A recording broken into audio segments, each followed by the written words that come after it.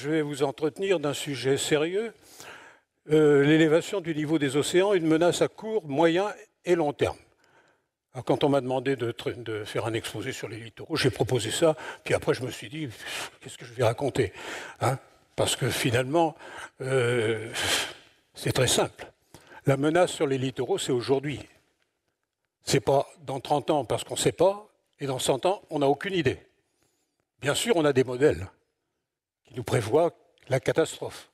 Autrement dit, nous devons raisonner de manière scientifique en prenant les choses que l'on connaît, les faits que l'on connaît, et en doutant éventuellement que la catastrophe soit pour demain. Et je pense qu'elle ne l'est pas. Mais vous verrez qu'elle est aussi pour aujourd'hui. Et que les submersions, il y en a eu. Et il n'y aura rien de neuf dans le futur, je pense. Mais enfin, vous pourriez ne pas penser comme moi. Alors, est-ce que ça marche ? Il faut partir du fait que nous sommes dans une phase importante, mais depuis longtemps d'ailleurs, de littoralisation du monde. Il y a près d'un demi-milliard d'hommes qui vivent au-dessous du niveau de la mer, qui vivent au niveau de la mer. Autrement dit, toute conjoncture d'érosion accélérée est une menace, forcément. Là encore, vous voyez, l'estimation à 75%, et ici, évidemment, les plus grandes cités du monde sont au bord de la mer. Alors, si ça monte, qu'est-ce qu'on fait? On résiste ou on s'en va? Jusqu'à présent, on a toujours résisté. Et vous verrez qu'on a les moyens de résister, et même dans une conjoncture où s'aggraverait l'élévation du niveau de la mer. Mais il faut bien sûr penser à une sorte de recomposition des littoraux, de telle sorte que les gens qui sont très exposés sachent raisonnablement qu'il faudra bien qu'ils s'en aillent un jour. Or, c'est une des choses les plus difficiles à faire comprendre. Quelqu'un qui a acheté quelque chose au bord de la mer et à qui on dit écoutez, dans 10 ans, il faudra partir, vous répond comment est-ce que je serai indemnisé? Comme il y a beaucoup de gens au bord de la mer, l'État ne peut plus indemniser tout le monde. Vous avez peut-être entendu parler de l'affaire du Signal, qui était un immeuble construit de manière absolument douteuse, d'ailleurs, lorsqu'il a été construit, à la pointe du Médoc, et que les gens ont dû abandonner parce que la mer avançait constamment. Je suis allé sur le terrain avec les ingénieurs à l'époque, les ingénieurs en charge des services maritimes, mais comme ils disaient, on ne tiendra jamais. On ne tiendra jamais. Et là, les immeubles étaient encore à une centaine de mètres du bord de mer. Ça veut dire qu'il y a eu, et il y a toujours, des inconséquences à accepter que l'on aille au bord de la mer.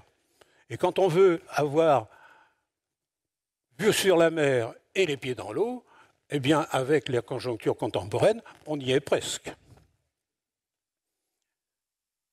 Alors, comment faire face à la montée des océans ? Il y a là une préoccupation mondiale importante. Vous avez ici un cliché pris sur une plage en Floride qui vous montre la position où pourrait être le niveau de la mer en 2050 et en 2030. C'est vraisemblablement totalement faux. Parce que dans la conjoncture habituelle de la morphologie des plages, les plages auront disparu. Il n'y aura plus de sable. Mais c'est une manière de montrer aux gens que le niveau de la mer s'élève et qu'à un moment donné, il faudra faire face. Et pour faire face, il n'y a que 3 solutions. Pardon, il y a 3 solutions. La retraite, document britannique, la défense ou l'attaque. Ce qui peut paraître assez paradoxal, la mer monte et on veut attaquer, c'est-à-dire on veut avancer en mer en dépit de l'élévation du niveau de la mer. Donc, ce n'est pas scientifiquement, d'ailleurs, indéfendable comme position. Alors c'est bien sûr une question lancinante qui intéresse ici les Américains, qui sont toujours à la pointe, disons, de la gestion des littoraux depuis longtemps. C'est-à-dire depuis en gros les années 70, ce sont les premiers qui ont lancé l'idée d'un Coastal Zone Management, d'un Coastal Zone Management Act, et donc une gestion des littoraux. Voilà un document qui témoigne qu'il y a des scénarios prévisibles pour le futur. Autrement dit, on ne manque pas d'informations et on ne manque pas d'idées pour pratiquer, au fond, une bonne gestion face à la mer qui s'élève. Alors vous avez ici la revue Population et Avenir, qui est dirigée par un de nos collègues, de la Société de géographie d'ailleurs, et qui traite ici des littoraux face au changement climatique. C'était l'occasion de montrer opportunément qu'en France, on se préoccupe depuis quelque temps de ce qu'on appelle la recomposition des littoraux et en gros du recul des gens face à la mer.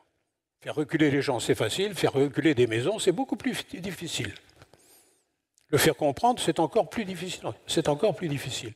Alors, et bien sûr, nous sommes sous un pilotage par l'élévation des températures. Alors il faut savoir que si la température s'élève, inévitablement le niveau de la mer va s'élever, mais pas à la même vitesse. Nous ne sommes pas dans la même conjoncture. La mer a toujours un temps de retard, et même si on arrivait à freiner l'élévation des températures, eh bien pendant des décennies, sinon pendant des siècles, la mer continuerait à monter. Autrement dit, on est là dans une conjoncture dont on peut dire que globalement, on n'est pas prêt de voir le niveau s'abaisser, même si au cours du XXe siècle, il y a eu des périodes où il s'est effectivement abaissé. Alors, j'ai mis un peu de documents pour vous montrer que ça touche à peu près tout. Alors, il y a ici deux documents clés. Celui sur la Normandie, c'est la côte à falaise. Par principe, une côte à falaise, ça ne peut que reculer. Et que le recul des côtes à falaise est un phénomène pluricentenaire. On ne découvre pas que la côte normande perd du calcaire année après année. Simplement, c'est saccadé, c'est localisé, et ce n'est pas trop dramatique. La seule chose dramatique, c'est qu'il y a des maisons qui sont de plus en plus proches de la tête de la falaise. Hein. Alors, l'Afrique, bien sûr, une préoccupation internationale évidente, est évidemment confrontée avec ses maigres moyens à une élévation aussi du niveau de la mer qui commence par d'abord dévorer les littoraux sableux. Hein. Et vous avez ici, effectivement, l'adaptation, un enjeu majeur. C'est un mot-clé, l'adaptation. Il faut s'adapter à l'élévation du niveau de la mer comme il faut s'adapter à l'élévation actuelle des températures.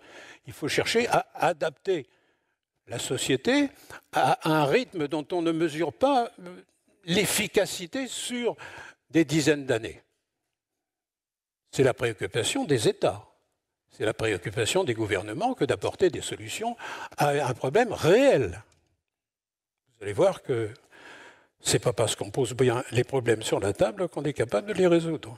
Hein. Alors, évidemment, on peut interroger les gens autour de cette question de l'élévation du niveau de la mer.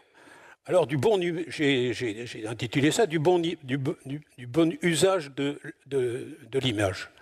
Vous avez, alors je reviendrai sur vous voyez, ce que sera Miami dans l'hypothèse où en 2050, où la mer aurait fait reculer les cordons sableux sur lesquels sont installés les immeubles à Miami Beach. Vous voyez que les plages ont complètement disparu. De la même manière, et c'est encore plus dramatique, vous avez ici la côte du golfe du Mexique, finalement, cher au président Trump. Hein. Donc vous voyez ici marqué dans les bleus et dans les blancs ce que sera évidemment cette région sous les eaux d'ici un siècle. Si vous êtes industriel, si vous faites de l'extraction pétrolière, si vous avez des équipements en bord de mer, il va falloir songer à les protéger ou à les abandonner. Alors bien sûr, je vous disais tout à l'heure que les plus grandes cités du monde sont au bord de mer, et bien vous voyez Manhattan sous les eaux. Ce n'est pas invraisemblable. Ça s'est déjà connu. Il y a eu des tempêtes importantes ces dernières années qui ont entraîné des inondations assez logiques dans la conjoncture même de l'exposition de New York à ces phénomènes-là. Il n'y a rien d'extraordinaire là-dedans. Ce qui est extraordinaire, c'est qu'on puisse s'en étonner. Hein. Alors la France, comme un certain nombre de pays, se préoccupe de cette situation. Vous voyez, vous avez ici deux documents, l'un qui montre ce que sera le trait de côte dans 5 ans. Quand on lit ça, on est convaincu que ça n'aura pas beaucoup changé par rapport à aujourd'hui. Je vais tenter de dire que pour marcher le long des côtes françaises et ailleurs depuis une quarantaine d'années, il n'y a pas de raison d'en être surpris. Ce qui est surprenant parfois, c'est l'étonnement des gens face à cette situation, mais j'y reviendrai plus tard. Alors vous pouvez avoir aussi une réflexion pour 2050 et pour 2100. Donc on voit bien que cette question préoccupe évidemment les autorités françaises à tout niveau. Ça préoccupe à la fois les communes en bord de mer et bien sûr l'État, parce que l'État centralisé comme nous le connaissons, est quand même une sorte de financement. Et quand on entre dans la logique des financements, parce que ce n'est qu'une question de gros sous, hein, ce n'est pas autre chose, combien vous nous donnez pour qu'on assume la politique que vous voulez mettre en place?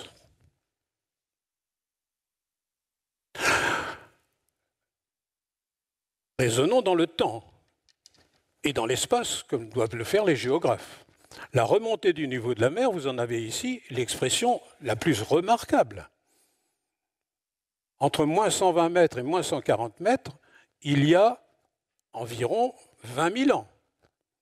Et depuis, le niveau de la mer est arrivé là où nous le connaissons, à la cote zéro, même si c'était un peu instable.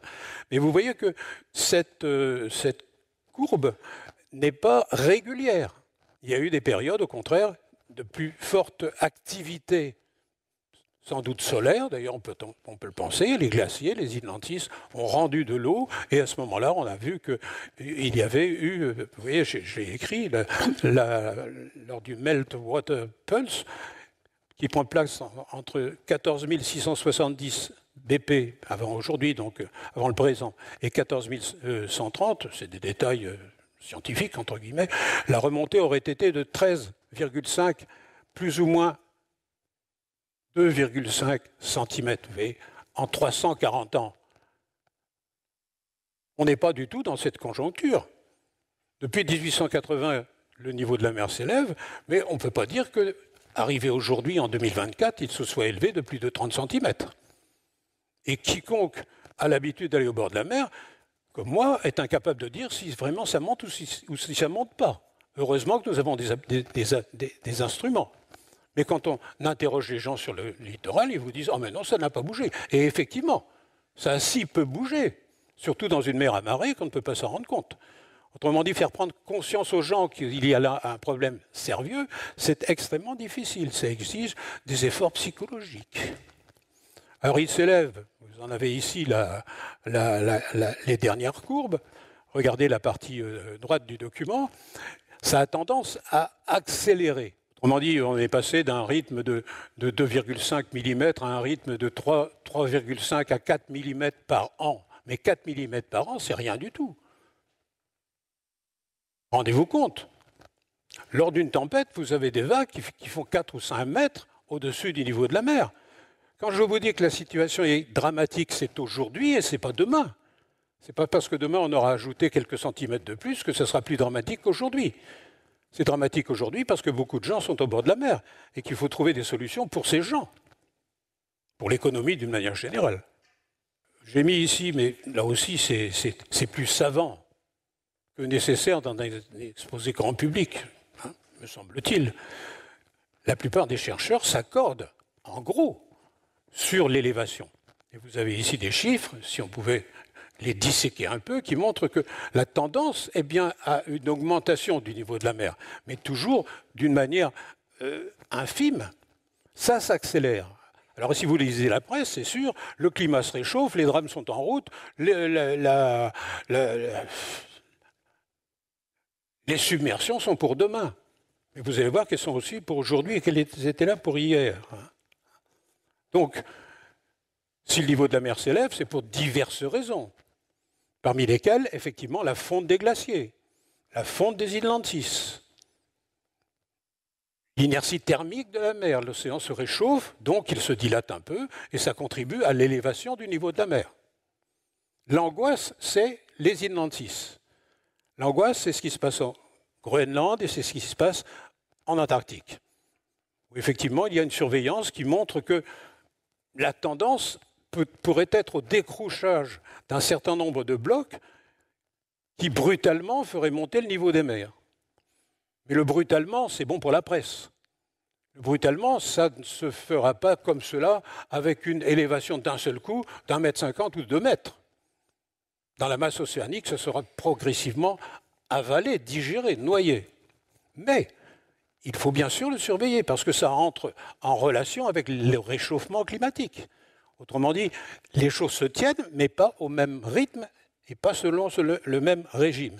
Et moi, je plaide qu'il faut prendre des mesures aujourd'hui. J'avance, hein, parce que j'avais prévu 1h30 et puis finalement, on m'a dit que c'était 3 quarts d'heure à 1 heure, donc j'avance un peu plus vite. Hein. Le GIEC est le chef d'orchestre. Le GIEC, c'est le groupe intergouvernemental d'experts sur le climat. Tout le monde en parle, ils font des réunions régulières, c'est une organisation scientifique sérieuse. Il ne s'agit pas de mettre en cause le travail des scientifiques qui fournissent des rapports nombreux, peut-être trop nombreux d'ailleurs, au GIEC. Le GIEC est une instance à la fois scientifique et politique. Et en tant qu'instance politique, elle a tendance à accentuer le risque parce qu'il s'agit de faire bouger les États et les gouvernements.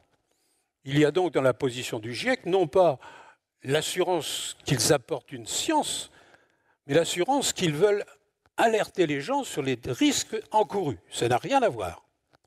Autrement dit, il ne faut pas s'étonner que le GIEC, et vous avez ici, vous voyez tous ces petits symboles, le GIEC a tendance à dire qu'il y a une situation à minima, on aura en 2100 entre 30 et 65 cm d'élévation du niveau de la mer, et puis il y a une estimation maximale, vous voyez, SP 6,85, enfin c'est de la cuisine ça, et ce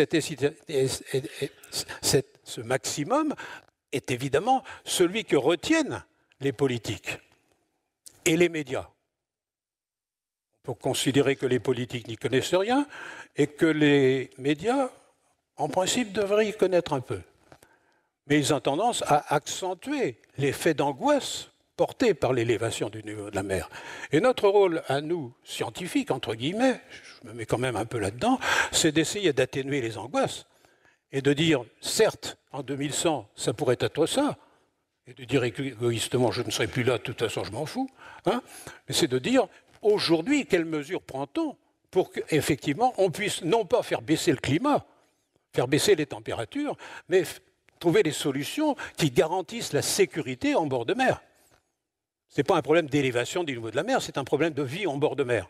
Et donc, c'est un problème de gestion de ce problème particulier qui est l'élévation du niveau de la mer.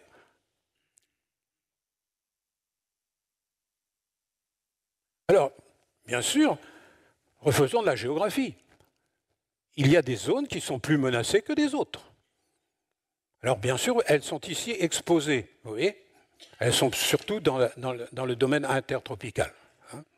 Elles sont soumises en particulier à des régimes d'alizé qui peuvent donner chaque année 2, 3, 4 ou 5 cyclones destructeurs.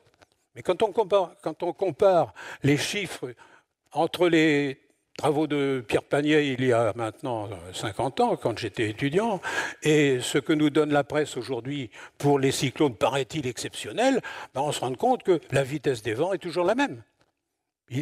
On est là dans un aléa erratique.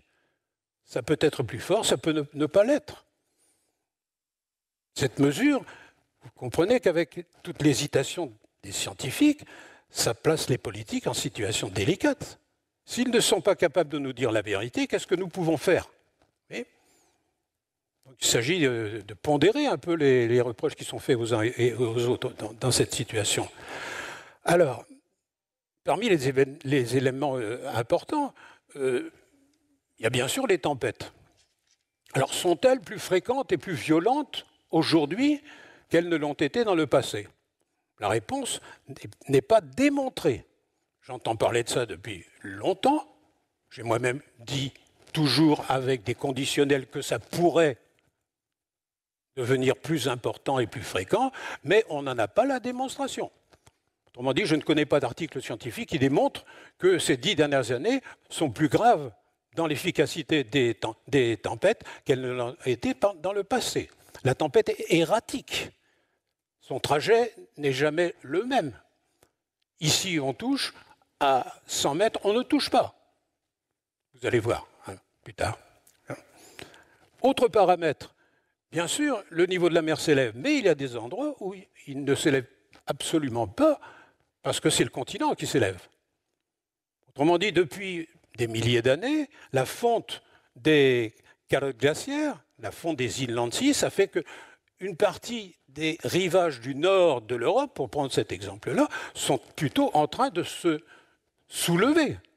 Et que, je savais ça quand j'étais étudiant, on nous le démontrait, les ports suédois sont en train de courir après la mer, mais eux, ils sont obligés de descendre. Vous voyez ? Donc là encore, c'est la géographie qui doit être déterminante. En ce sens qu'elle doit dire, une vision globale, c'est très bien, mais les conséquences sont locales, et elles sont toujours locales.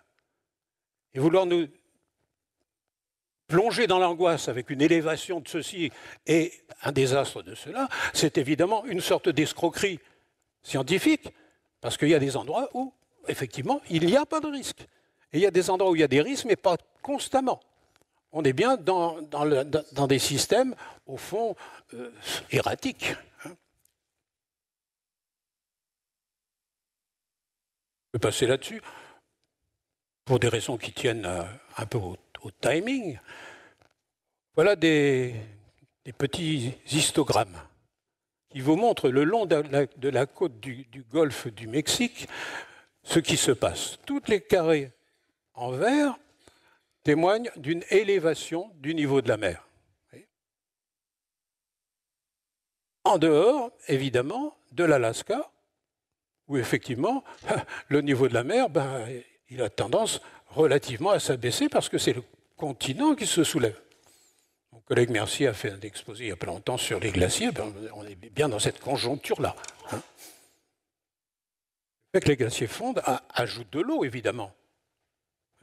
Et ici, le mouvement, qui dure depuis une bonne dizaine de millénaires, le mouvement est amorcé depuis que le niveau de la mer a commencé à monter lorsqu'il était à 120 mètres au-dessous de l'actuel. Alors 120 mètres pour arriver aujourd'hui, c'est assez spectaculaire à l'échelle même à l'échelle humaine. Alors le cœur de l'exposé, il est là. Ils n'ont pas dans l'exposé des causes. Il faudrait plus de temps pour la démonstration. Il est dans le fait que qu'est-ce qu'on fait? Quelles réponses sont possibles? Et ce sont toujours des réponses entre la technique et le politique. Est-ce qu'il faut fuir ou est-ce qu'il faut résister? Jusqu'à présent, on a plus souvent résisté que fui. Et bien sûr, on a fui. On parlait tout à l'heure à la Société de géographie du golfe du Morbihan. Il est évident que dans le golfe du Morbihan, les hommes se sont carapatés à mesure que le niveau de la mer s'élevait. Ce qui fait qu'on trouve évidemment des menhirs qui sont sous les eaux et des menhirs qui sont au-dessus des eaux. Les hommes ont fui. Ils ont fui sans que ce soit la catastrophe. D'ailleurs, ils se sont adaptés à la conjoncture. Alors évidemment, comme leurs exigences n'étaient pas celles des sociétés contemporaines, ça n'a rien à voir. Mais du moins, faut-il rappeler ces choses. Un peu gonflé de vous avoir montré ce document qui exigerait une explication assez longue, mais qui montre que tout se tient. Nous sommes en présence d'un système. Si le niveau de la mer s'élève, il est évident que tout le système doit épouser cette évolution. Donc les corps d'ingénieurs doivent, quelque part, avoir des informations pour faire face à ce problème. Et pour qu'ils apportent des solutions qui sont des solutions techniques. Les ingénieurs construisent des murs, manient du sable, etc., comme on va le voir. Mais les politiques prennent des décisions, eux. Les politiques, globalement. Ça va du maire d'une commune, évidemment, au président d'un conseil général ou régional jusqu'à l'État, pour ne pas parler du vaste monde. Le risque, c'est pour ça que j'insiste, c'est aussi aujourd'hui, et c'est même aujourd'hui qu'il faut s'en préoccuper. Ce n'est que partiellement une question de temps entre érosion chronique et submersion possible. Ces faits existent aujourd'hui, avec une brutalité que vous connaissez tous et que nous allons voir, et qui pourrait n'être pas plus grave si le niveau de la mer s'élevait de 10 ou 20 cm d'ici 20 ou 30 ans. Sinon 1 mètre d'ici 2100. J'ai un petit-fils qui vient de naître, je me dis 2100, peut-être qu'il se rappellera à ce moment-là que son grand-père a pu dire dans les années 2020, quoi. Hein? Lui, il sera en situation de pouvoir juger. Pour le reste, c'est du roman, en partie. La submersion, c'est un phénomène que nous connaissons bien. Ça a toujours existé. La remontée du niveau de la mer, depuis, au fond, 8000 ans, depuis 8000 jusqu'à 5000, c'est un phénomène auquel les hommes ont dû faire face, puisqu'ils vivaient au bord de mer. Ils se sont forcément adaptés, parce que les coquillages ont fait comme eux. Les coquillages ont évolué, le milieu s'est adapté, et comme ils bouffaient des bigorneaux et des patelles, ben, ils ont continué à manger des bigorneaux et des patelles à mesure que le niveau de la mer montait. Ce n'était pas un problème pour cette société. Mais pour les Japonais, lors de la catastrophe de Fukushima, oui, j'ai dû l'écrire, mais ça va revenir après, hein, les Japonais ont été surpris par une vague gigantesque qui a tout balayé sur son passage, qui a fait des milliers de morts. Mais rappelez-vous, au début des années 2000, la même vague a fait là plus de 100 000 morts en Indonésie et en Thaïlande. Phénomène lié à un tremblement de terre, un vrai tsunami. Mais ça, c'est une submersion. Ça, c'est une submersion catastrophique. Mais peut-être qu'elle ne se reproduirait pas en ces lieux avant je ne sais combien d'années. Faire face à ce phénomène, c'est impossible. On peut effectivement mettre des balises pour dire la terre tremble, ça va arriver chez vous. C'est ce qu'on fait d'ailleurs quand il y a des tremblements de terre sur la côte orientale asiatique. Les Chiliens sont au courant, ils savent qu'il va arriver une grande vague. Bon, ben, ça arrive, et puis ça s'est atténué progressivement dans la grande masse océanique. Donc, j'insiste pas. Cette submersion est une vraie catastrophe. En voici les effets. Un document à Fukushima avant le 11 avril. Vous avez ici, vous voyez, je ne sais pas si vous voyez ce que je veux montrer avec la flèche, vous avez un polder, c'est-à-dire un espace gagné par les Japonais sur la mer. Ils ont évacué l'eau comme les Hollandais le font, comme nous l'avons fait dans nos zones basses. Eh bien, après le passage, voilà ce qui s'est passé. La mer est rentrée dans cette ria, ce qui était une ria naturelle, poldérisée, transformée donc en terre agricole. La mer a retrouvé la trace de son ancien rivage. Autrement dit, ce n'est pas demain que ça se passera, c'est aujourd'hui que ça se passe. Ce qui veut dire que c'est aujourd'hui qu'il faut s'en préoccuper. Et peut-être pas s'en préoccuper en se disant « ça va faire combien de centimètres au-dessus de l'actuel et ça sera grave ?» C'est de se dire « de toute façon, il nous faut trouver les mesures qui nous permettent d'éviter des pertes humaines et des pertes économiques. » Parce que c'est ça la clé. Ce n'est pas qu'un problème pour les touristes en bord de mer, me semble-t-il. C'est un touriste qui vous parle. Hein. Autre exemple de submersion, la faute sur mer. 29 morts à la Faute-sur-Mer. Formidable exemple. J'étais recteur à l'époque. Je me dis, c'est dommage que je puisse plus faire de la géographie, parce que j'ai autre chose à faire. Hein. Mais quand on a bien étudié ce lieu, on s'est vite rendu compte que c'était une cuvette, et on avait donné des autorisations à construire dans la cuvette, à une époque où on savait très bien que les digues étaient en mauvais état. Et j'ai participé à des réunions là, au département de Vendée, où justement il s'agissait de trouver des solutions pour les digues. Et comme souvent on ne sait pas qui sont les propriétaires des digues, parce que c'est tellement ancien, il était difficile de trouver des solutions. Ça, c'est le bon côté des catastrophes. 29 morts d'un côté, c'est dramatique, mais prise de conscience des autorités, ça c'est mieux. Alors, comme je ne suis pas cruel de trop, je ne vous ai pas montré, les gens qui, ayant habité dans la cuvette et s'en étant sortis, ont sorti les pancartes 15 jours à 3 semaines après pour dire qu'ils voulaient revenir. Autrement dit, ce n'est pas parce qu'il y avait une submersion que les gens avaient la sagesse de comprendre qu'ils n'auraient pas dû être là. Alors après, ils pouvaient attaquer la commune, les permis de construire, etc., etc. Ils pouvaient attaquer aussi les autorités.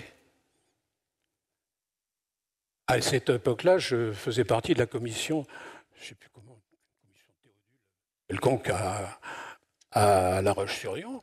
Et le maire, je me rappelle bien, le maire, il arrivait avec ses dossiers, il voulait encore ouvrir des terrains de camping. Il amenait des roulottes. On lui disait, mais monsieur le maire, c'est irresponsable. Nous allons proposer que cela ne se fasse pas. Et bien sûr, le préfet ayant autorité, je le comprends, il a donné les autorisations jusqu'à ce que le drame soit ce qu'il est.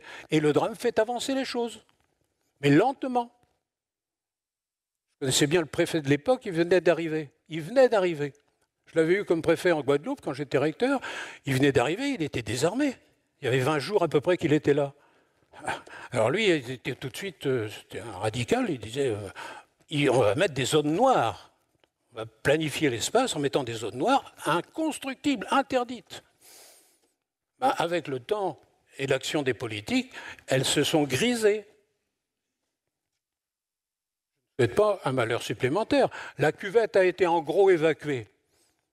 Et les urbanistes ont bien compris que finalement, laisser des gens âgés dans des maisons avec des volets électriques, ils sont bloqués chez eux. Ils veulent sortir par le toit, ils ne peuvent pas, il n'y a pas de sortie.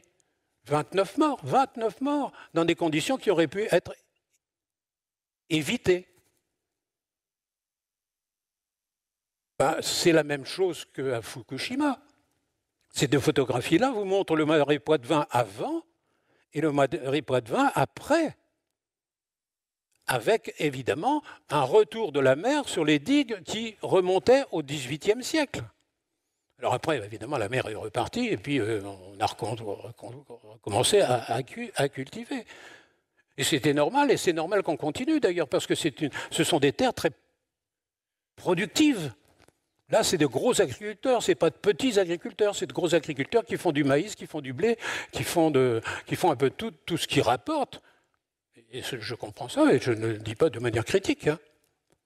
Alors, dans le vif du sujet, perspective, entre réponse technique et décision politique, voilà l'un des endroits clés de l'île de Ré. Les digues du Martret, elles ont été évidemment rehaussées à l'issue du drame de Xaintia. Et on a mis le paquet pour mettre ici une défense effectivement efficace. Pour combien de temps, c'est un autre problème. Il faut faire confiance aux ingénieurs pour trouver les solutions et ne pas trop les critiquer de ce point de vue-là. Quant à la décision politique, c'est évidemment tous les documents que les États produisent aujourd'hui et qui disent il faut adapter les villes côtières à l'élévation du niveau de la mer. Alors avec de belles images, avec une belle illustration. Autrement dit, les politiques agissent.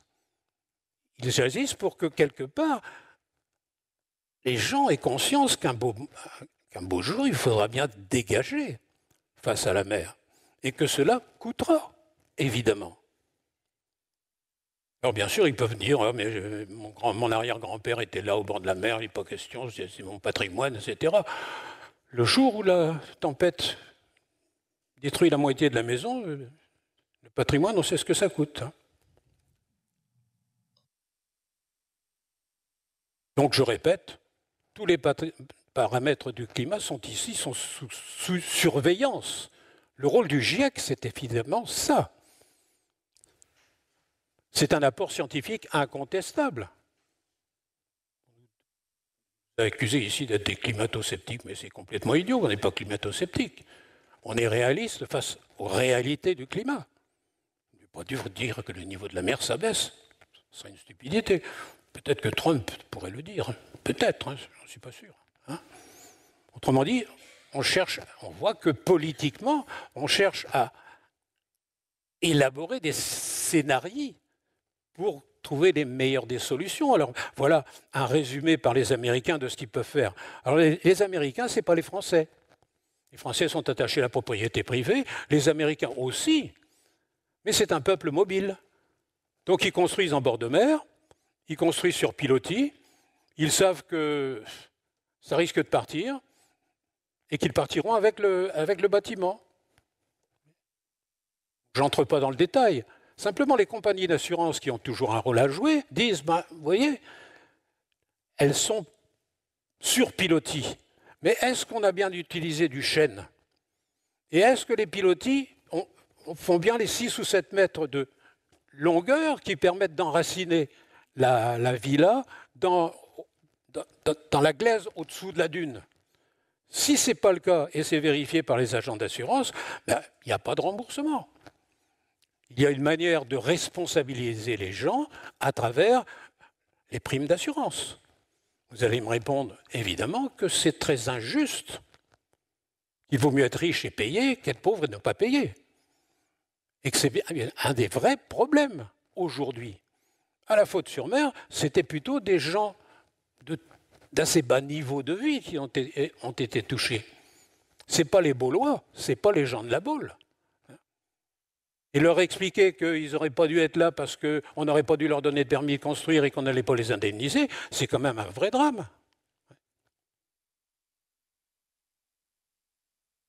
To repair the shore or retreat, vous voyez, elle est construite en bord de mer avec pour objectif, au fond, de dire je vais profiter du bord de mer et je partirai si la nature l'exige.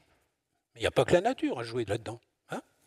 Alors, pour se protéger contre la mer, il y a évidemment de la géotechnique, comme on dit.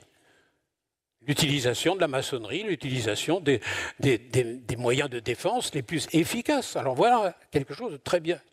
J'ai pris cette photo il y a une trentaine d'années à Weymouth, dans le sud de l'Angleterre.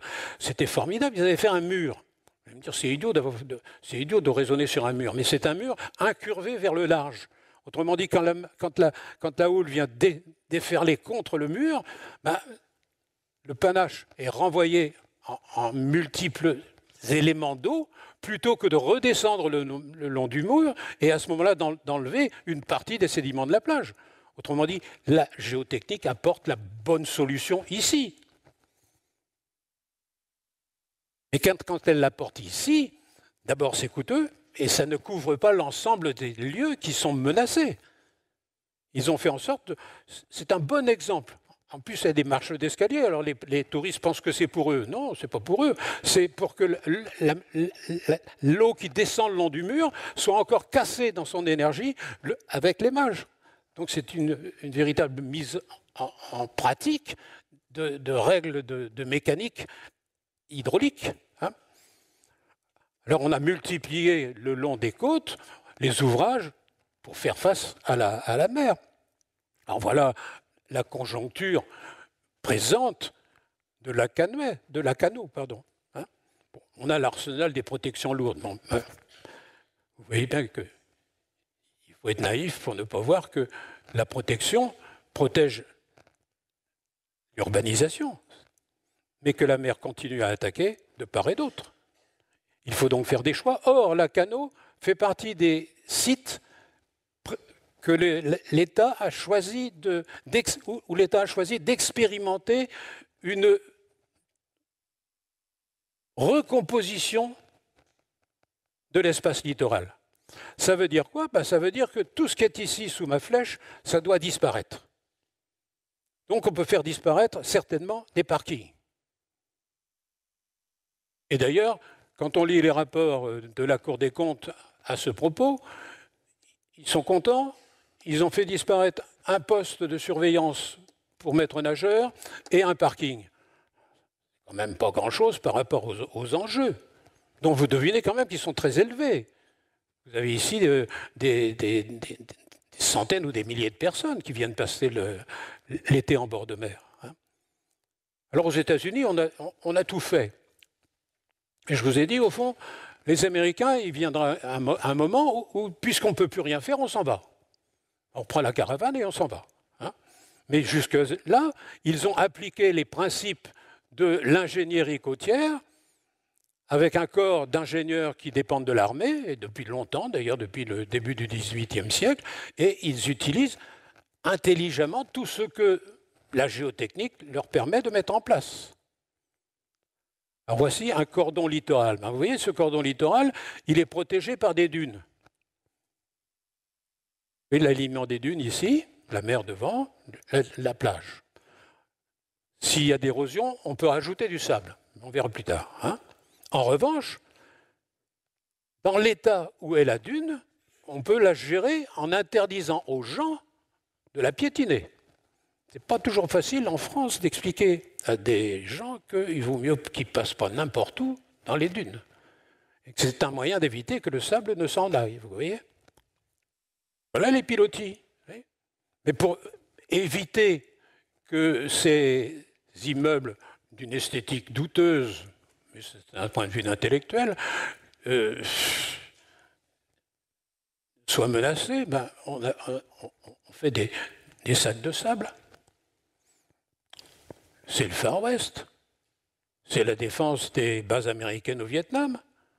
C'est l'utilisation des sacs de sable pour éviter que les obus n'éclatent et ne tuent des hommes. Autrement dit, on est bien dans une adaptation militaire. La lutte contre les flots, c'est une adaptation militaire contre les flots. Alors on peut aussi recharger les plages.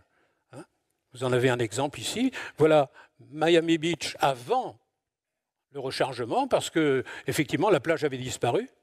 Donc c'est chronique. C'est chronique.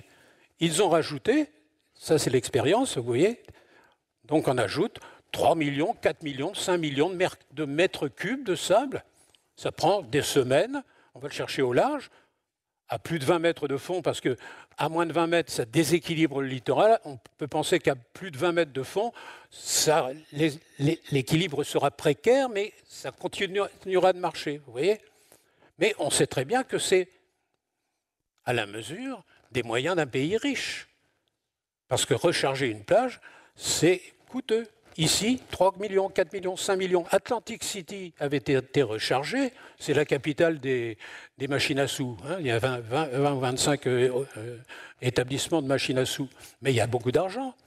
Ils ont rechargé, après une tempête dramatique, ils ont rechargé 4 millions de mètres cubes de sable.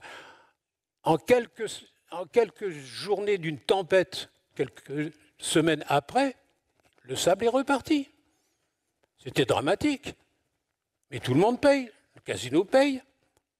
L'État peut payer si, dans la gestion du Coastal Zone Management Act, si l'État propose et l'État local, fédéral, peut obtenir des aides s'il se plie à ce que demande l'État. Mais s'il ne se plie pas à ce que demande l'État, ils font ce qu'ils veulent, à leur risque et péril. Autrement dit, il y a là un équilibre qui nous est incompréhensible, à nous qui avons une vision très centralisée des choses. Alors le rechargement de plage, c'était encore quelque chose qu'on ne pratiquait très peu, par une espèce de, je dirais bien médiocrité, mais ce n'est pas le cas. plutôt une espèce de mauvaise habitude qui consistait à dire que finalement ça servait à rien. J'ai beaucoup travaillé sur les questions de défense côtière entre les années 80 et les années 2000 finalement. Hein. Mais on a eu du mal à les convaincre qu'il fallait recharger. On a réussi à recharger la plage de la Baule. On y a amené 300 000 mètres cubes de sable.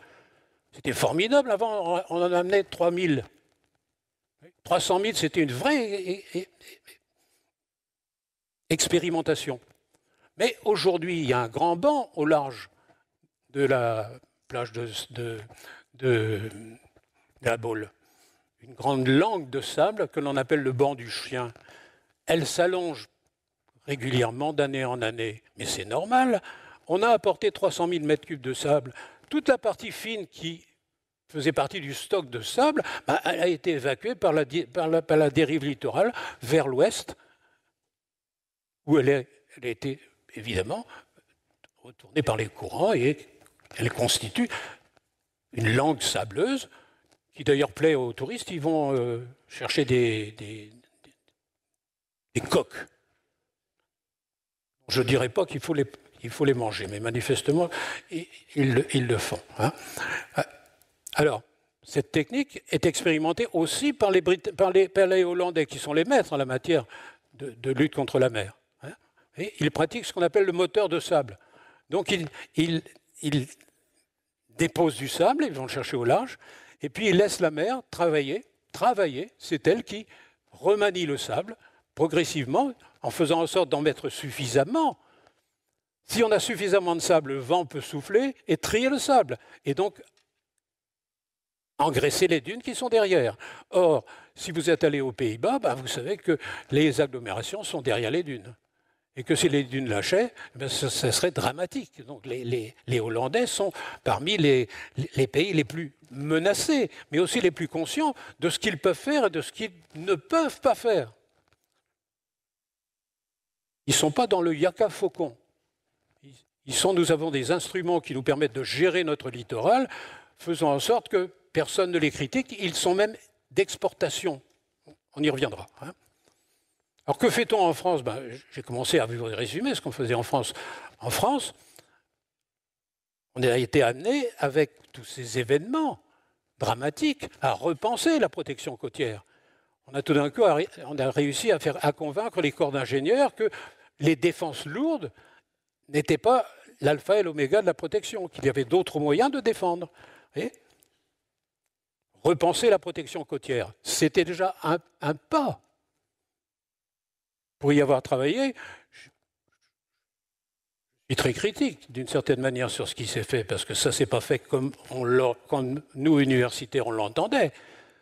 Mais avec le recul, je me dis qu'il valait mieux ça que rien du tout. Mais à côté de ça, évidemment, on a aussi, à la suite de Xynthia, et ça a pris du temps, lancé une expérimentation de relocalisation des activités et des biens. Et on a donc choisi 5 communes où, effectivement, on expérimente les choses. Si j'avais le temps, j'aurais amené un peu de littérature, de rapports de la Cour des comptes, qui vous disent que pour certaines communes, à Vias en particulier, dans l'Hérault, c'est dramatique, ils ont dépensé des millions pour rien du tout. Ils n'ont pas réussi à évacuer la population. J'ai bien connu Vias il y a une quarantaine d'années, c'était la cabanisation totale. Les gens étaient au bord de la mer, ils s'étaient installés comme ils le voulaient avant-guerre et après-guerre, et donc il eût été pour un esprit rationnel, comme l'est normalement un universitaire, un esprit rationnel aurait dit, écoutez, c'est des cabanes en planche, hein. Ils n'ont pas de droit de construire puisqu'ils sont un peu des clandestins dans la dune. On peut les évacuer. Mais quel préfet va prendre cette responsabilité? Quel maire va prendre cette responsabilité? D'autant que, bien sûr, ces gens sont des pauvres gens. Et que les chasser du bord de la mer, c'est dire, mais vous savez, alors est-ce que le littoral est réservé aux plus riches? Est-ce qu'il faut habiter à la Grande Motte pour qu'on mette en place une expérimentation possible? Mais on ne l'a pas fait à la Grande Motte, on l'a fait à Vias. Parce que justement, à Vias, on pense qu'il y a de l'espace pour reculer. Mais la commune n'a pas été capable, en peu de temps, d'apporter les bonnes solutions. Vous ne me faites pas confiance, vous allez sur Internet et vous cherchez les rapports de la Chambre régionale des comptes qui disent que, évidemment, le maire a été dépassé par les événements. Il y a eu des copinages. Il y a eu des propriétaires de restaurants qui ont réussi à résister. Et puis d'autres qui ont envisagé de partir. On ne vous dit pas dans un rapport des comptes qu'on a graissé la patte à quelqu'un. Bien sûr, ça ne se dit pas. On peut le supposer. Mais nous sommes en Méditerranée. Il ne faut pas confondre la Méditerranée avec l'Atlantique et la côte landaise et puis la côte finistérienne. Ça n'a rien à voir. Le sens de la légalité n'est pas exactement le même. Et pour avoir travaillé sur la loi littorale, je peux vous dire qu'effectivement, on a parfois des surprises dans le Midi qu'on ne risque pas d'avoir sur la côte finistérienne. Voilà quelques exemples. Si on doit recomposer le territoire littoral, qu'est-ce qu'on peut faire? Voilà, pour moi, c'est un exemple formidable.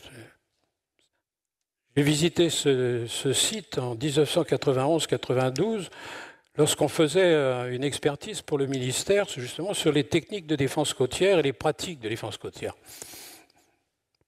Et on avait dit, vous voyez, cet immeuble, il est totalement isolé et il est protégé par des enrochements à la base. Il est en avant du trait de côte. Donc il serait sage que l'on envisage une indemnisation du propriétaire et que la commune, pour ne pas s'exposer à des coûts exagérés, entre dans une négociation avec le propriétaire. Alors j'y suis retourné il y a 3 ou 4 ans. Et quelques-uns, je voulais absolument voir l'immeuble. Je l'ai vu. Il est très beau, mais il a été vendu à la découpe. Donc au lieu d'avoir un propriétaire, il y en a 8 maintenant. Et 8 qui, quelque part, seraient bien d'accord pour s'en aller, mais ils veulent être indemnisés. On sait très bien qu'ils ne veulent pas s'en aller. Ils utilisent simplement l'argument financier pour dire est-ce que vous. C'est un jeu de bonneteau, ça. Est-ce que vous êtes prêts à nous indemniser? Et vous vous rendez compte que l'indemnisation poserait des problèmes partout. Toutes les agglomérations ou toutes les villas isolées demanderaient des indemnisations pour reculer face à la mer. Autrement dit, la recomposition spatiale, c'est une belle idée de technocrate, c'est une belle idée d'universitaire, dont je suis, mais bien sûr, nous nous heurtons à la rigidité du corps social en France, à son hétérogénéité. Il y a en bord de mer des gens qui ont beaucoup d'argent, et puis il y a en bord de mer des gens qui ont une cabane, une petite maison qu'ils ont héritée de leur grand-père, de leur arrière-grand-père, et qui avancent un argument qui n'est pas du tout négligeable, qui est qu'on ne peut pas traiter les choses dans l'inégalité quand on est en France, dans un pays où tout porte à l'égalité. Donc, vous voyez que la recomposition, c'est une bonne idée. C'est une bonne idée ministérielle, mais sa pratique sur le terrain, c'est autre chose. Donc, si le niveau de la mer s'élève, peut-être qu'il faudra reculer, mais ça ne sera pas facile de faire en sorte que cela soit.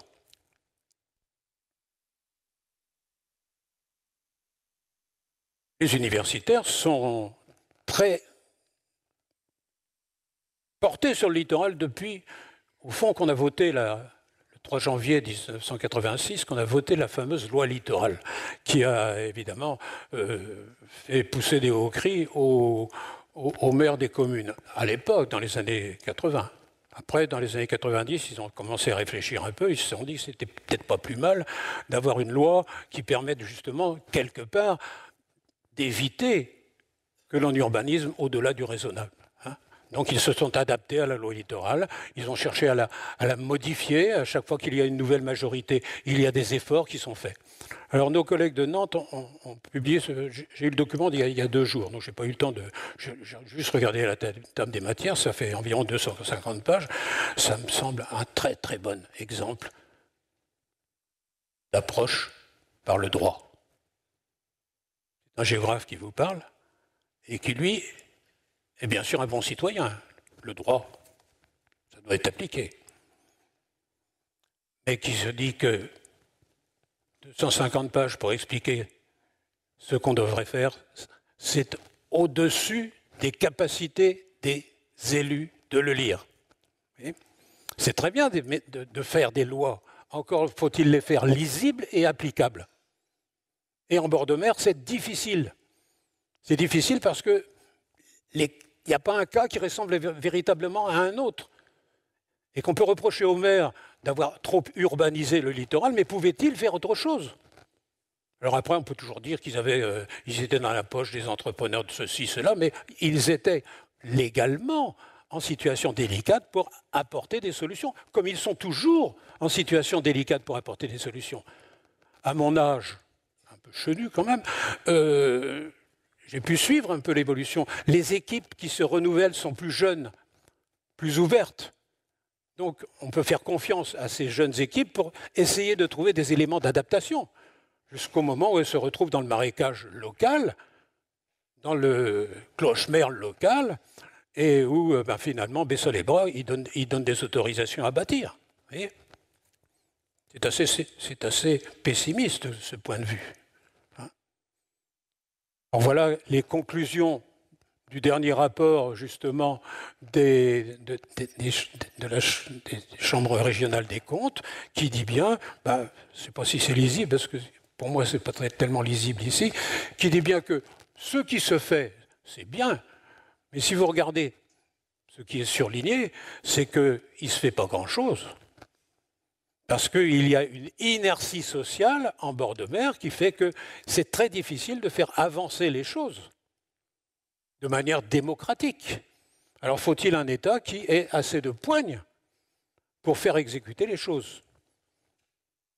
Je ne répondrai pas ni positivement ni négativement à cette question.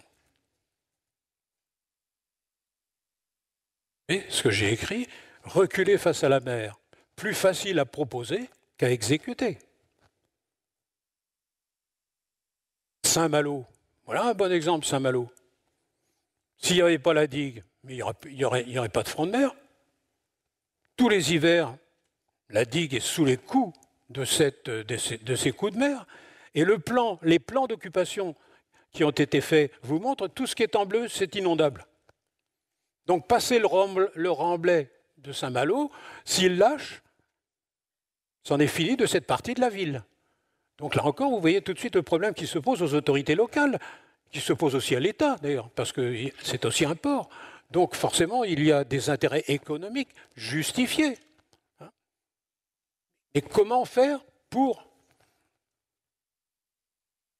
c'est assez drôle, parce que j'ai lu dans un rapport récent de la Cour des comptes qu'il y avait un moyen quand même, c'était de faire en sorte que le tombeau de Chateaubriand puisse être installé ailleurs que sur le Grand B. Mais enfin, faut-il être idiot pour penser comme ça? C'est un patrimoine, le tombeau de Chateaubriand. Et si on ne peut plus y aller, c'est pas grave. C'est pas demain la veille qu'il tombera à la mer. Ceux qui connaissent un peu les lieux, c'est construit à 20 mètres de hauteur. C'est là qu'est le tombeau de Chateaubriand. C'est la langue de terre qui, effectivement, émerge à marée basse, qui permet d'aller voir le tombeau. Mais imaginez qu'on le mette à 20 km en arrière du littoral. Il n'y a qu'à le remettre à Combray. Pas à Combray, à Combourg. Il n'y a qu'à le remettre à Combourg et puis distribuer le tome 1 des Mémoires de Chateaubriand pour ajouter encore à l'aspect patrimonial. C'est tellement risible que c'en est ridicule. Alors on peut passer en revue tous les drames possibles. Regardez la Belgique, regardez les Pays-Bas. Je ne vous donne ici que la Belgique. Comment faire face à une hausse du niveau marin? Évidemment, eux, ont-ils le choix? Ont-ils le choix de reculer? Ça m'étonnerait beaucoup.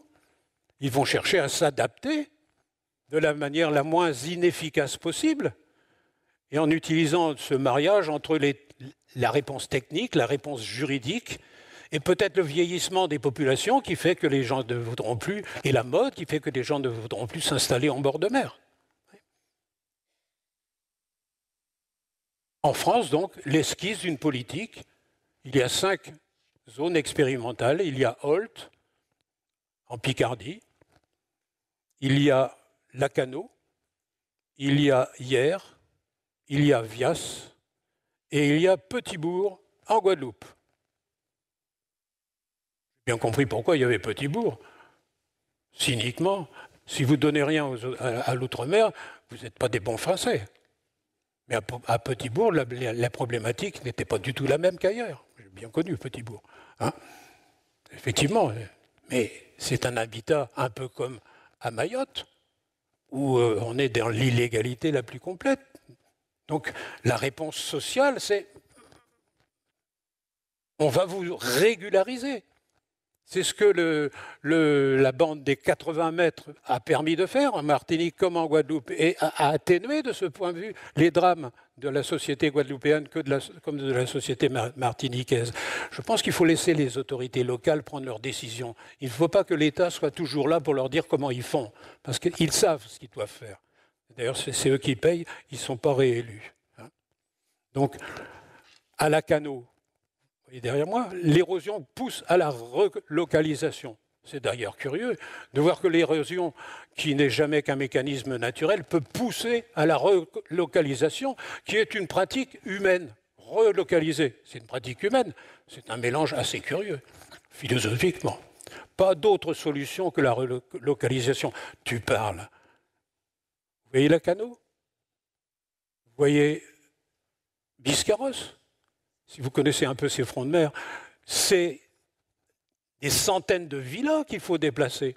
Pas d'autre solution, bien sûr. La sagesse voudrait que ce soit les seules solutions. Mais bien sûr, la mettre en œuvre, c'est autre chose. Et ça, Holt, le plus bel exemple de recul des falaises en Normandie, enfin en Picardie ici. Hein. Vous avez une photographie qui est prise au début du siècle, une photographie plus récente, à droite. Ben, la falaise crayeuse tombe en permanence. Longtemps, elle est tombée sous les coups de boutoir de la mer. Mais maintenant, elle tombe parce qu'on n'évacue pas l'eau qui s'écoule du haut vers le bas et qui sature la roche et qui fragilise la roche. Les coups de froid provoquent de la gélifraction et l'effondrement des pans de falaise. Alors, le journal télévisé, si vous regardez de temps en temps, nous montre un grand pan de falaise est tombé. Dans la conjoncture du réchauffement climatique, c'est formidable. Les médias ont les yeux exorbités, hein, mais ça n'a rien de formidable, ça n'a rien d'extraordinaire. Et c'est intenable. C'est intenable. Sauf à faire comme à Biarritz, Côte des Basques, ou à faire comme à Holt, mais avec des limites, barricader de manière ferme tout ce qui peut être le plus menacé d'habitation. Ils l'ont fait dans le Pays basque. Ils ont eu des aides politiques aussi. Hein, il fallait voir qui était le maire. Ils ont eu des aides du FEDER européen. Ils ont pratiqué une remarquable défense côtière sur la plage des Basques. C'était remarquable, mais ça a coûté un fric fou.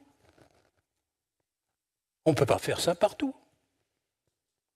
Et les gens qui sont les plus aventurés dans les situations délicates sont ceux qui, quelque part, ont le moins de moyens, souvent, d'être remboursés, d'être considérés comme solvables comme tout le monde. Non, non. Donc il n'y a pas de réponse socialement satisfaisante aujourd'hui, ici. Alors, je ne dis pas qu'au Danemark ou en Angleterre, ça peut être différent. Je dis aussi qu'au Danemark et en Angleterre, les situations géographiques ne sont pas les mêmes.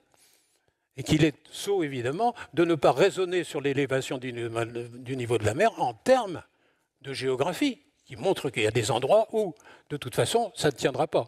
Et qu'il faudra sans doute reculer peu ou prou, volontairement. Et d'autres, au contraire, il faut faire l'effort.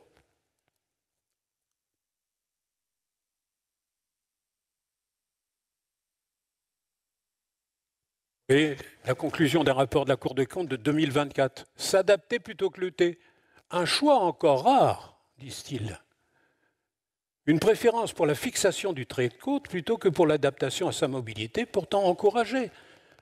La Cour des comptes dit « l'État veut une recomposition spatiale, mais dans la pratique, effectivement, c'est non.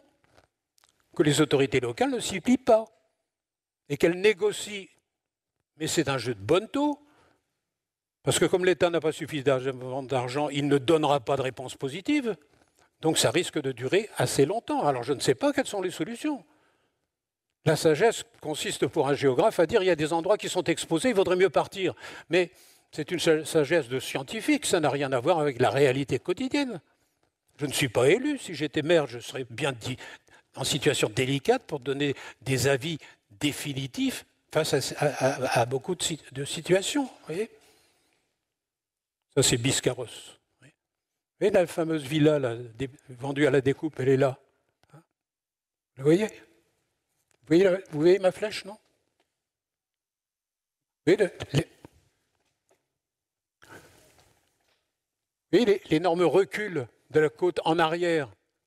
Parce qu'un épi, évidemment, un épi contient le sable, mais en arrière de l'épi, la mer attaque. Et donc, on va progressivement réaliser une espèce de presqu'île pour cet hôtel particulier. J'ai eu tort de n'être qu'un modeste universitaire dans les années 90, de ne pas dire qu'il était vital d'exiger que le propriétaire soit indemnisé. Mais l'indemnisation, c'est une des choses les plus délicates aujourd'hui, dans un pays où le droit du sol est quand même important. Vous voyez ? Qui accepte de partir? À quel coût? Pour aller où? Quelles indemnisations? Et si on ne veut pas partir, quelle sera la politique des compagnies d'assurance et la position de la puissance publique? Vous voyez que ça met en jeu toute une série d'acteurs. J'ai un peu parlé des assurances. On commence à y venir. La France a l'air d'envisager que les compagnies d'assurance puissent avoir un rôle à jouer. Vous voulez rester en bord de mer? On va doubler vos taxes. On va doubler votre police d'assurance. Autrement dit, vous allez faire un choix libéral qui consiste à être indemnisé à hauteur de ce que vous avez payé comme frais d'assurance. C'est la sagesse. Mais cette sagesse est évidemment la preuve que, selon que vous soyez puissant et misérable, les jugements de cour seront blancs ou noirs. Alors j'en ai presque terminé, je vous vois impatient. Hein.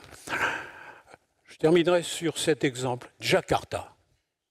À Jakarta, ils ont pris conscience que, comme en beaucoup d'endroits, il y avait une érosion et puis une exposition de plus en plus importante de la ville. La réponse du gouvernement indonésien a été claire.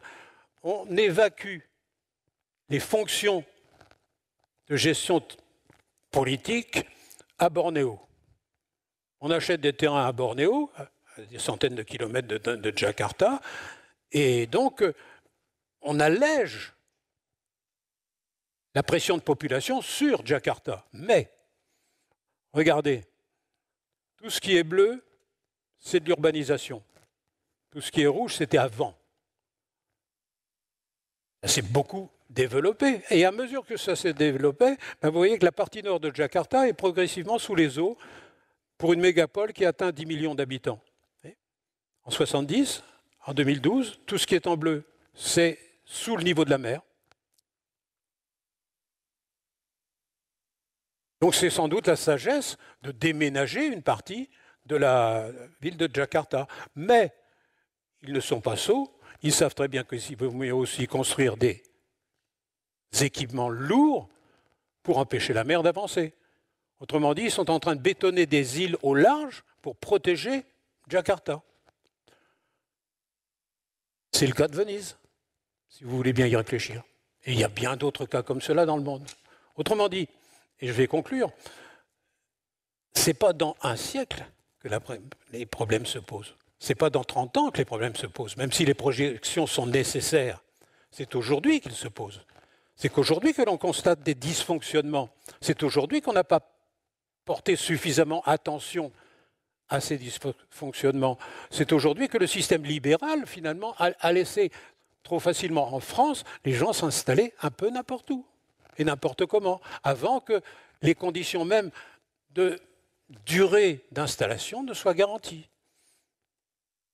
La nature nous fait découvrir à nous, universitaires, progressivement tout ce que la société ignore et entend surtout ignorer le plus longtemps possible. Merci beaucoup pour cet exposé terrifiant. Est-ce que tu peux nous dire un mot des littoraux qui avancent sur la mer? Est-ce qu'il y a encore, par exemple, dans le golfe du Mississippi, du Mexique, ou l'Amazone, est-ce qu'il y a des littoraux où l'alluvionnement fait que la mer recule? Bien sûr qu'il y a des endroits où la Terre avance. Il y a des deltas où la Terre avance. Mais ils sont de plus en plus rares, les deltas où la Terre avance. Parce que l'encadrement de l'écoulement dans les rivières, dans les fleuves, a fait qu'il arrive de moins en moins de sédiments à la mer. D'ailleurs, une partie de la pénurie sédimentaire que l'on observe en France est liée à l'équipement de la Loire, de la Garonne et puis du Rhône. Le recul du delta du Rhône, c'est ça. Et là où il arrive encore des sédiments, c'est parce que le bilan est positif, mais d'une manière générale, il ne l'est pas sur la totalité du delta. Et que ça avance, personnellement, ça me fait ni chaud ni froid, puisque, au fond, ce qui est important, c'est que les gens ne puissent pas s'y installer. L'illusion que la Terre avance donnerait à des promoteurs le sentiment qu'on peut encore s'installer en bord de mer. On peut rêver, hein, bien sûr. Donc, j'admets qu'il y a encore des endroits où ça avance, mais à Monaco, ça avance un peu. Ah oui, ce n'est pas une critique, hein, c'est une observation. Avec les moyens élevés, on a réussi à avancer l'urbanisation et bien sûr à la protéger, il n'y a pas de doute.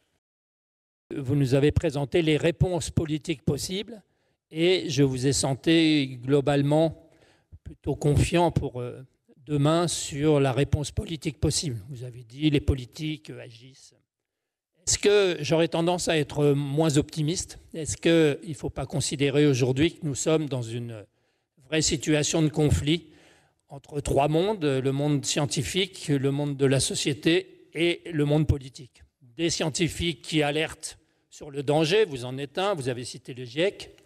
Une société qui, à la fois en France, n'a pas vraiment la culture du risque et en France également est une société plutôt vieillissante qui répond à un appel du littoral pour aller y passer sa retraite. Les statistiques nous montrent dans les 20 ans à venir une augmentation de la population sur les littoraux par rapport à la moyenne intérieure. Et des maires et des responsables de collectivités territoriales que j'appellerais tout de même encore aujourd'hui plutôt des bâtisseurs, c'est-à-dire qu'ils montent des digues, mais on sait que ces digues sont faillibles. Et ils négocient avec les préfectures des plans de prévention des risques littoraux ad minima pour garder un minimum de constructibilité dans des zones submersibles, parce qu'on sait bien qu'un maire qui augmente sa population est un bon maire.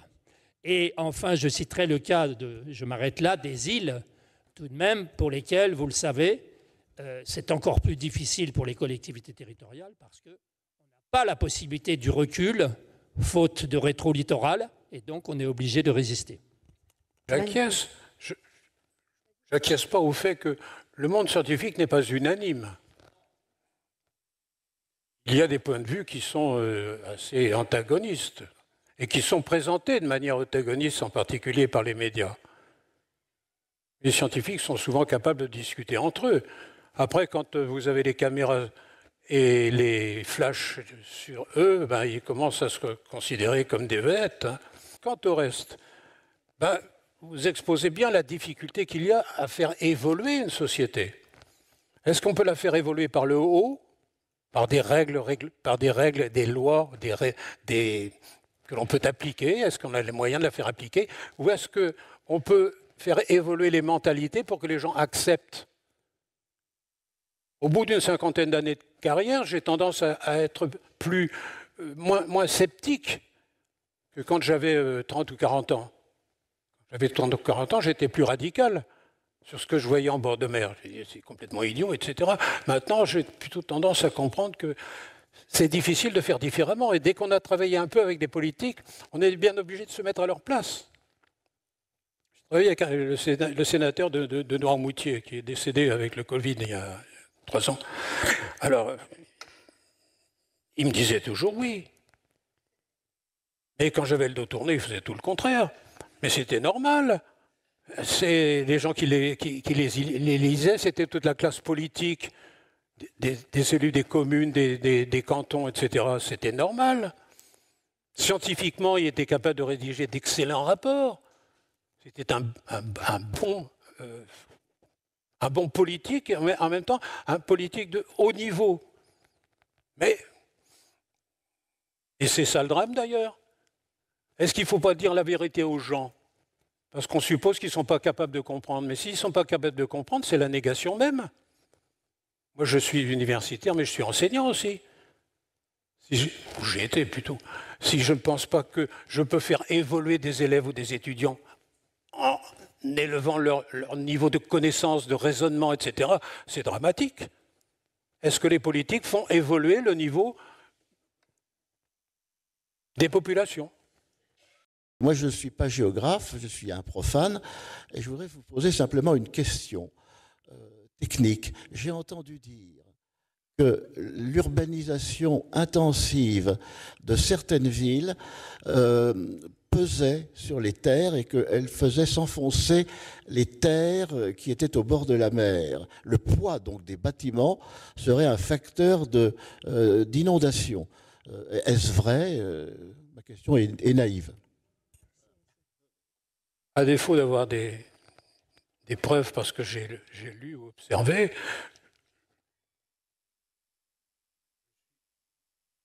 je suis assez sceptique. Si ça s'enfonce quelque part, c'est pour des raisons tectoniques. Tectoniques.